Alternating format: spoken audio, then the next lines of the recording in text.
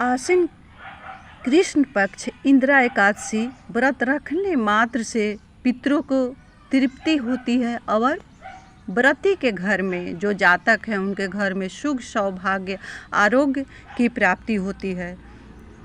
वही जो जातक इस व्रत को नहीं रखते हैं उनका पितरों की तृप्ति नहीं होती है, उनका पितरी नाराज होकर के मृत्यु भुवन से मृत्यु लोक से चले जाते हैं पितरी लोक में। तो दोस्तों मैं मीतू शुक्ला SPM ब्लॉग में आप सबका स्वागत करती हूं। दोस्तों आइए जानते हैं 2023 में इंदिरा एकादशी का व्रत कब रखना है और किस तिथि में रखना चाहिए इस व्रत को और किस तिथि में नहीं रखना चाहिए, क्योंकि ये व्रतों में महाव्रत एकादशी व्रत है। अगर आप कोई व्रत नहीं करते हैं, एकादशी का व्रत कर लिया तो आपने सब कुछ पा लिया।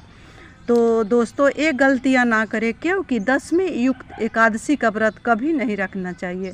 आप भले ही ना रखें लेकिन 10वीं युक्त एकादशी का व्रत कभी ना रखें, उससे आपका किया गया पुण्य भी क्षय हो जाता है। जो आप किए हैं, व्रत किए हैं, दान किए हैं, उपवास किए हैं, वो सब सारी इस 10वीं युक्त एकादशी को व्रत रखने मात्र से ये सारी पुण्य की समाप्ति हो जाती है, क्षय हो जाती है। वहीं द्वादशी युक्त एकादशी का व्रत जो रखा जाता है, जो कि आज है मंगलवार के दिन। दोस्तों इसी के चलते मैं आज वीडियो बना रही हूँ अपने व्यूअर्स सब्सक्राइबर के लिए। अगर द्वादशी तिथि में आप व्रत को रखते हैं, अगर मान लीजिए कि कल एकादशी था, आज दोपहर 3 बज के कुछ मिनट तक आज का एकादशी है मंगलवार के दिन 10 अक्टूबर का, तो इस दिन आप व्रत रखें। 3 बजे तक ना भी रहे, सुबह का 6 बजे तक रहे, 7 बजे तक रहे, तब भी द्वादशी युक्त एकादशी ही करना चाहिए।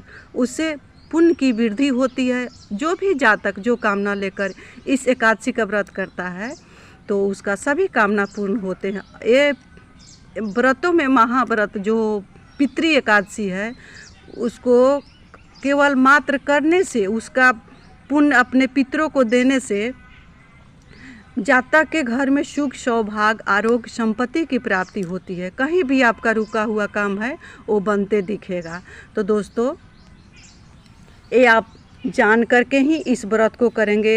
इतने दिन से आप अगर गलती करते आ रहे हैं कि 10वीं युक्त एकादशी कर रहे हैं, हर वीडियो में बताती हूँ दोस्तों कि 10वीं युक्त एकादशी को कभी नहीं करना चाहिए। वैसे तो मैं पहले एक वीडियो दे चुकी हूँ, उसमें पारण विधि, पूजन विधि, शुभ मुहूर्त सब कुछ बता चुकी हूँ। फिर भी मैं आज आपको सभी को सावधान कर रही हूँ कि दोस्तों ऐसा गलती कभी नहीं करेंगे कि 10वीं युक्त एकादशी करेंगे, उससे किया गया पुण्य का भी क्षय हो जाता है। तो दोस्तों आइए जानते हैं कि इसका खास महत्व क्यों है, इसका इंदिरा एकादशी नाम क्यों पड़ा, इस एकादशी का नाम इंदिरा क्यों पड़ा।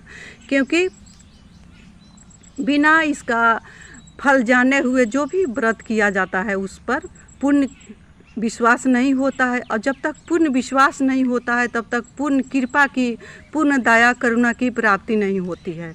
तो एकादशी तिथि विष्णु भगवान को समर्पित होता है, तो उसमें किया गया दान जाप पुण्य दान का बहुत ही महत्व होता है। ध्यान रखें आज के दिन चावल विष्णु भगवान को अर्पित नहीं करना चाहिए, क्योंकि ये पितृ एकादशी है। चावल के जगह पर तिल जौ धनिया अर्पित करते हैं तो पितृ के साथ साथ आपका जो भी पूर्वज है वो भी प्रसन्न होंगे और आपका घर में सुख सौभाग्य शांति का वातावरण हमेशा बना रहेगा। क्योंकि जौ को सोना के रूप में माना जाता है, तिल विष्णु भगवान को अति प्रिय है, और जौ और तिल से ही पितरों का तर्पण होता है। तो इसलिए इस एकादशी में जौ और तिल विष्णु भगवान को अवश्य अर्पित करना चाहिए। तो आइए जानते हैं इस कथा का क्या महत्व है। इस कथा को सुनना बहुत ज़रूरी होता है, क्योंकि जब तक कथा नहीं सुना जाता है तब तक व्रत पूर्ण नहीं होता है। तो इस कथा का सार क्या है, इस कथा सबसे पहले किसने सुना था, इस व्रत को सबसे पहले किसने किया था। तो दोस्तों इंद्रपुरी नगरी में एक इंद्रसेन नाम का राजा राज करते थे। वो बहुत ही धर्मात्मा थे, पुण्यात्मा थे। अपने प्रजा की पुत्रों की भांति रक्षा करते थे, उन पर कृपा करुणा दया बरसाते थे। फिर भी वो दुखी रहते थे। उनके यहाँ कोई संतान नहीं था और उनका स्वास्थ्य भी ठीक नहीं रहता था। सोचते थे कि किस कारण मेरे यहाँ संतान नहीं है और मेरा स्वास्थ्य ठीक नहीं रहता है। एक दिन उनके यहाँ बहुत चिंतित होकर राजा बैठे थे।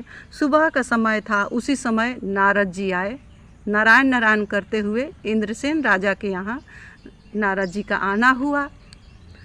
इंद्रसेन राजा ने बहुत कृपालु विनम्र स्वभाव का थे। अपने आसन से उठ करके इंद्रसेन राजा ने नारद जी का स्वागत किया।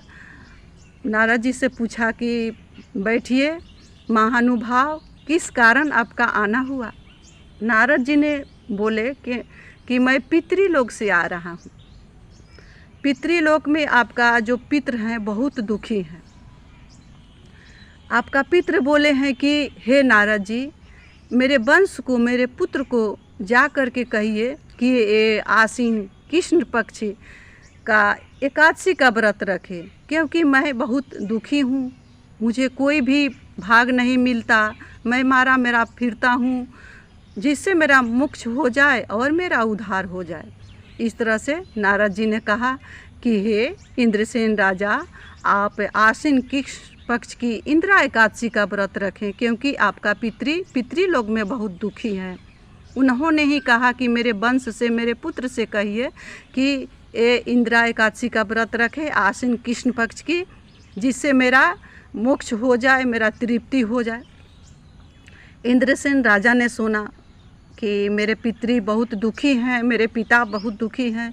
इंद्रसेन राजा को बहुत दुख हुआ। उसने 10वीं तिथि को विधि विधान से सुबह उठ कर के जल्दी से स्नान किया। स्नान करने के बाद निरामिष खाना, एक टाइम भोजन किया। 10वीं तिथि को रात को उपवास किया। एकादशी तिथि को सुबह जल्दी से जगा इंद्रसेन राजा ने और नहा धोआ करके विष्णु भगवान के सामने बैठ कर के तिल, जौ, धनिया, कदली का भोग लगाकर तुलसी दल अर्पित करके कि विष्णु भगवान के सामने दीपक जला करके, तिल तेल का दीपक जला करके विष्णु भगवान से प्रार्थना किया कि हे मेरे विष्णु भगवान, हे मेरे आराध्य देव, हे करुणा सिंधु, दया सिंधु, हे लक्ष्मी प्रिया, मेरे इस एकादशी व्रत का पुण्य मेरे पितरों को मिल जाए, मेरे पिता को मिल जाए और मेरे पिता को मोक्ष हो जाए। उनका जो भी कष्ट है, उनका जो भी दशा है, उनका दशा सुधर जाए और उनको मोक्ष मिल जाए।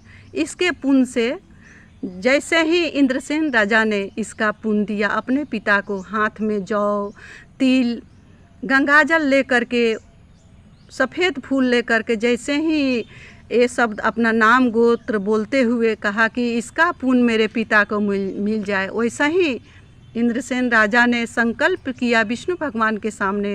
वैसा ही इंद्रसेन राजा के पिता को मोक्ष हो गया और मोक्ष होने के बाद इंद्रसेन राजा के पिता ने बहुत खुश हुआ और वहाँ से पितृलोक से जैसे मोक्ष हुआ, पितृलोक से फूल की वर्षा होने लगी और पिता ने आशीर्वाद दिया कि हे पुत्र, तुम जीवित रहो, तुम खुश रहो, तुम्हारे यहाँ धन की कभी संपत्ति की कमी नहीं रहे, तुम्हारा जो भी स्वास्थ्य खराब है ठीक हो जाए, तुम खुश रहो। इस तरह से फूल की वर्षा होने लगी और आकाशवाणी होने लगी। इस एकादशी का इतना महत्व है। और इंद्रसेन राजा के घर में पुत्र की भी प्राप्ति हुई और इंद्रसेन राजा का जो भी तबीयत स्वास्थ्य खराब रहता था, एकादशी व्रत करने के बाद से उनका तबीयत भी, उनका स्वास्थ्य भी ठीक हो गया। उसी दिन से इस व्रत का नाम इंदिरा पड़ा। इंद्रसेन राजा, चूँकि इंद्रसेन राजा ने इस व्रत को किया था अपने पिता की तृप्ति के लिए, मोक्ष के लिए, उसी समय से इस व्रत का नाम इंदिरा एकादशी पड़ गया और इंद्रसेन राजा के घर में सब सुख, सौभाग्य, आरोग्य, वंश की वृद्धि हुई और इंद्रसेन राजा ने बहुत दिनों तक अपने राज्य में राज किया और अंत में स्वर्ग लोक को चले गए। तो दोस्तों, जो भी इस इंदिरा एकादशी का व्रत आश्विन कृष्ण पक्ष में करता है, रखता है, उसका पितृ भी तृप्त होते हैं और पितृलोक से फूल की वर्षा करते हैं, आशीर्वाद देते हैं, जिससे जातक के घर में सुख सौभाग्य, आरोग्य, धन संपदा की प्राप्ति होती है। कहीं भी रुका हुआ काम रहता है वो पूर्ण हो जाता है। तो इस तरह से इस व्रत को रखना चाहिए और इसी नियम से इस व्रत को करना चाहिए। पारण के दिन फिर सुबह जल्दी से उठ करके सूर्य भगवान को जल दे करके, विष्णु भगवान का पूजा करने के बाद ही ब्राह्मण को दक्षिणा देकर गौ माता को गौग्रास दे करके इस व्रत का पारण करना चाहिए। तो जो भी जातक है उसको पूर्ण फल की प्राप्ति होती है। तो दोस्तों, इसी के साथ मैं अपने वाणी को विराम देती हूँ। मिलती हूँ अगले वीडियो में, तब तक के लिए इतना ही। आप जहाँ कहीं भी रहें, स्वस्थ रहें, सुरक्षित रहें और खूब खुश रहें। ओम श्री नमः भगवते वासुदेवाय।